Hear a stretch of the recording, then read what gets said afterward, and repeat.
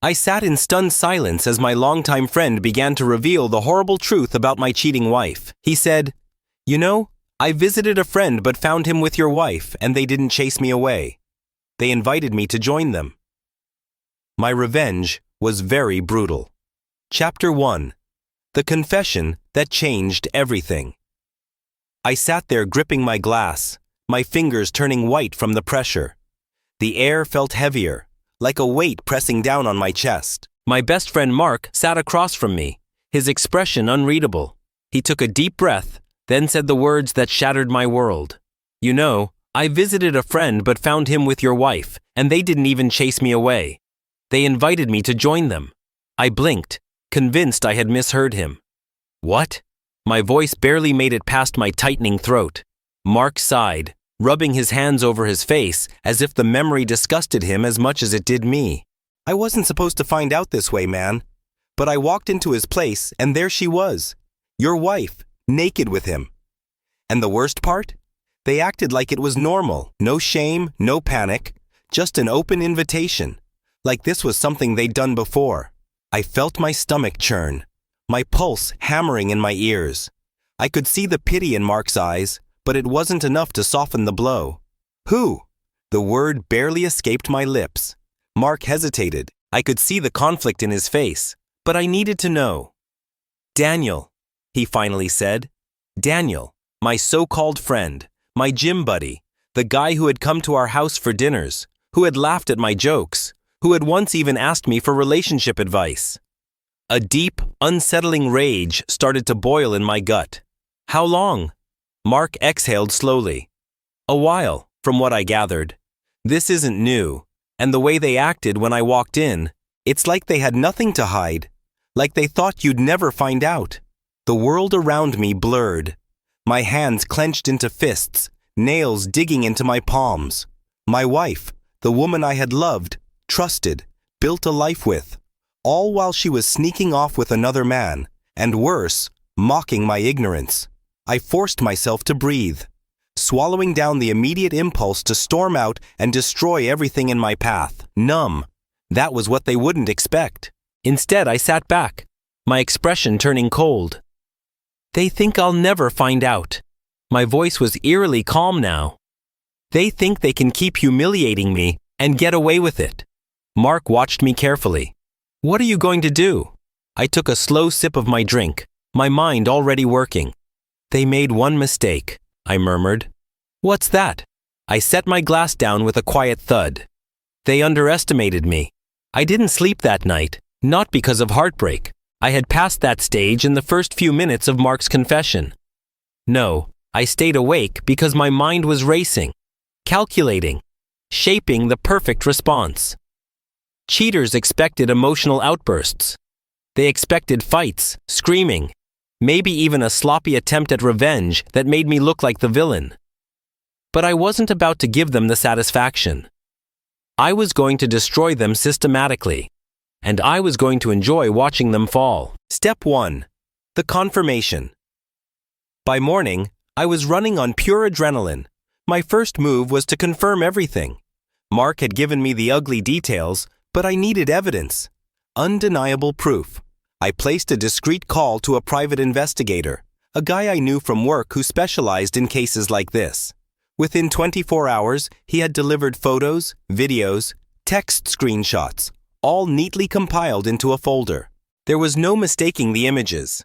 My wife tangled in Daniel's sheets, laughing in his arms, kissing him the way she used to kiss me. And then there were the texts. Sophia. "He still has no clue. It's hilarious, honestly. I think I could tell him and he wouldn't do a damn thing." Daniel. "Because he's weak. You said it yourself. He's predictable, safe. He's not man enough to stop you from getting what you really want." Sophia.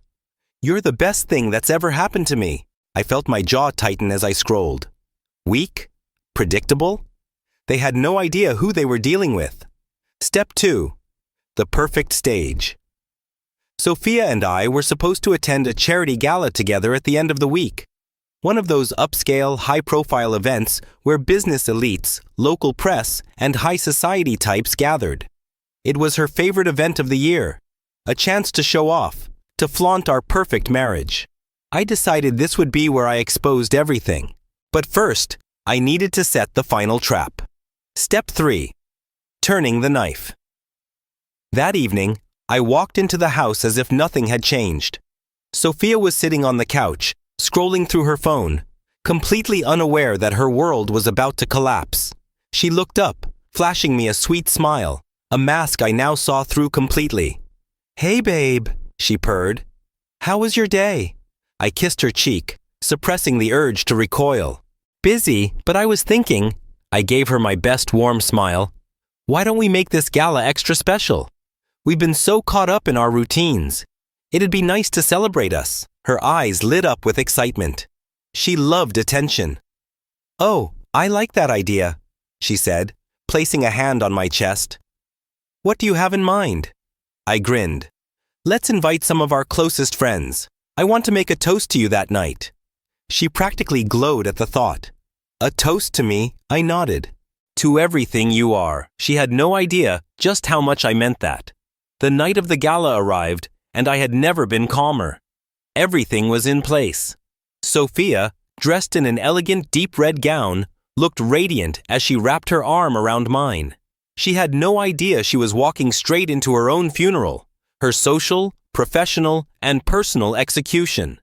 As we stepped into the grand ballroom, she waved and greeted people like the perfect wife she pretended to be. I could barely suppress my disgust, but I kept up my facade because the best revenge is delivered with a smile.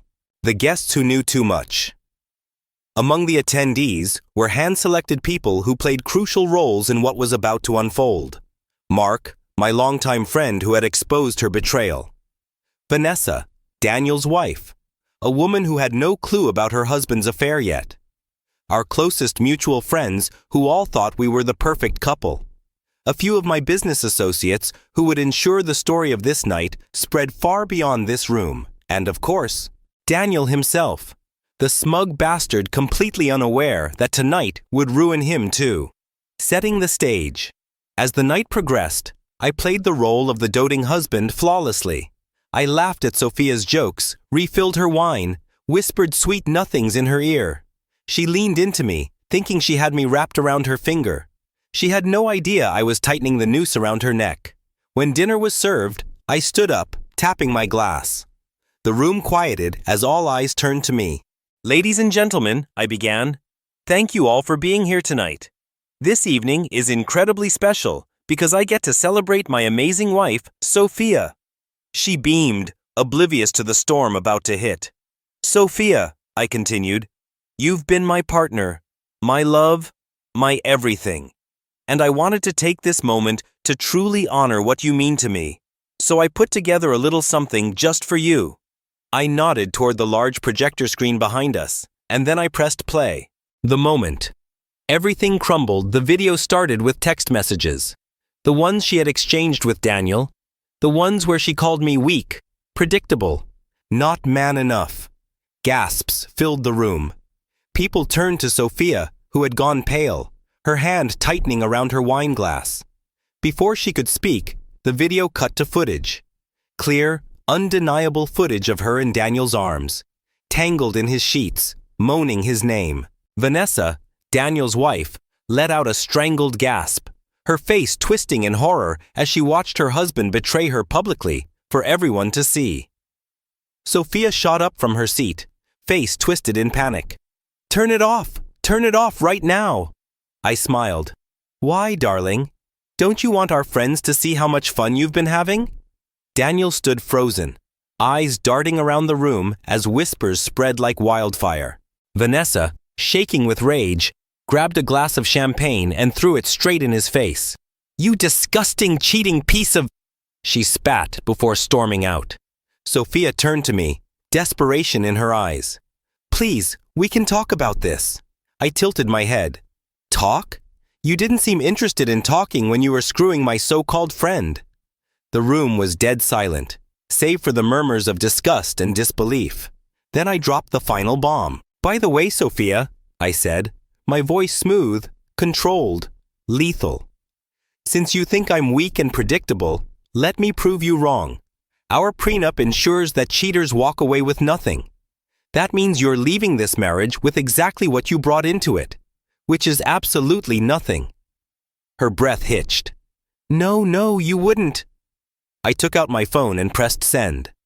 I just emailed the divorce papers to your inbox. They're already signed. You're no longer my wife. Enjoy your new life, Sophia.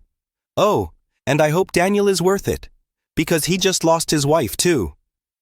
Sophia's legs gave out, and she collapsed into her chair, stunned, humiliated, completely destroyed. Daniel turned to me, fists clenched, but I simply chuckled. You should be thanking me. Now you two can be together, if Vanessa doesn't take half of everything you own first. I picked up my drink, took a slow sip, and walked out, leaving Sophia drowning in the ruins of her perfect world. As I stepped out of the ballroom, I felt a deep sense of satisfaction. The weight of betrayal had lifted from my shoulders, and I had left Sophia to drown in the ruins of her lies. But I wasn't done yet. There was one final nail I needed to drive into her coffin. Vanessa's wrath. I didn't even have to seek out Vanessa.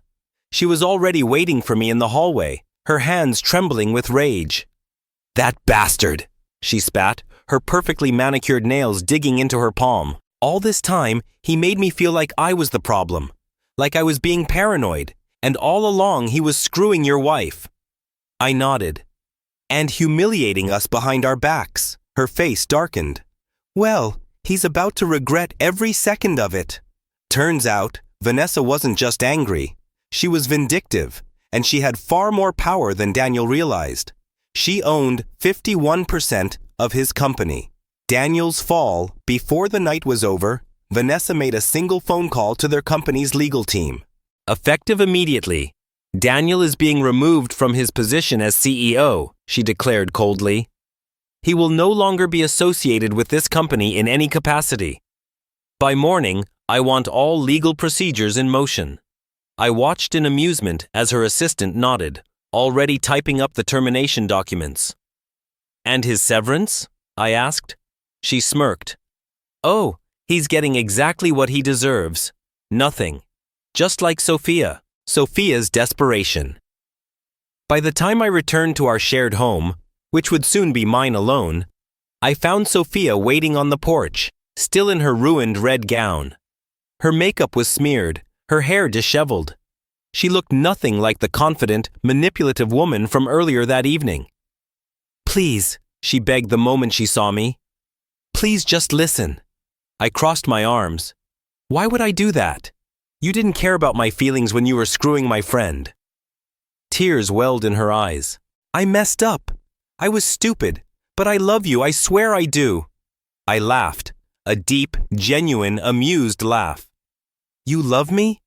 Is that what you told Daniel when you were in his bed? She choked on a sob. I didn't mean anything I said in those texts. It was a mistake. I tilted my head. A mistake? You don't accidentally have an affair for months. She fell to her knees, clutching at my pant leg. Please, I have nothing left. You took everything from me. I pried her hands off me. No, Sophia. You took everything from yourself. With that, I stepped inside and locked the door behind me, leaving her outside in the cold. Exactly where she belonged. Final twist. The ultimate revenge. But I wasn't quite finished yet. The next morning, I met Vanessa at a downtown cafe. Over coffee, we discussed one last move to ensure that Sophia and Daniel never recovered from this. I had recorded Sophia's confession. Every word she sobbed on my porch about how she had betrayed me, how it was all a mistake, how she had nothing left, was caught on my phone. With Vanessa's help, we made sure it reached exactly the right people. By the end of the week, Sophia's reputation was in shambles. No one wanted to associate with her. Daniel was jobless, penniless, and divorced. And Vanessa and I? We had moved on, wealthier and happier than ever. Because in the end, the best revenge isn't just watching them suffer. It's thriving while they crumble. Was this revenge justified, or did it go too far? Drop your thoughts in the comments below. We want to hear your take. And if you love jaw-dropping pro-revenge stories, Make sure to hit that subscribe button and smash the like for more thrilling tales you won't want to miss. Every like, share, and subscription means the world to us. It helps us keep bringing you the stories you crave. Your support truly makes a difference, a mom.